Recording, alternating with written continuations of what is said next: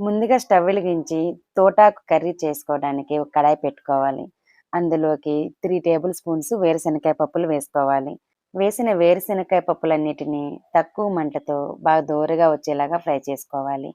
వేసిన పప్పులు ఒక 80% వేయించుకోవాలి. ఆ తర్వాత అందులోకి ఒక 2 టేబుల్ స్పూన్స్ వరకు ధనియాలు వేసుకోవాలి. మనం తీసుకున్న ఈ ధనియాలు ఓల్డ్ స్టాక్ కాకుండా ఫ్రెష్‌గా ఉన్న స్టాక్ తీసుకొని వేసుకోండి. కర్రీ అనేది టేస్ట్ బావుంటుంది. అలాగే కర్రీ కూడా గుమగుమలాడుతూ ఉంటుంది. ధనియాలు వేసుకున్న తర్వాత కారానికి సరిపడా ఎండుమిరపకాయలు వేసుకోవాలి. ఎండుమిరపకాయలు వేసేసి వీటిని పూర్తిగా అన్నీ ఫ్రై అయ్యేలాగా చూసుకోవాలి. మీకు ఇలా వద్దనుకుంటే సెపరేట్‌గా వేరుశనగకాయ పప్పులు, ఎండుమిరపకాయలు, ధనియాలు సెపరేట్ చేసేసి వేయించుకొని ఒక ప్లేట్‌లోకి తీసుకోండి. ఇక్కడ నేను తీసుకున్న ఈ దినుసులన్నీ బాగా వేగిపోయాయి.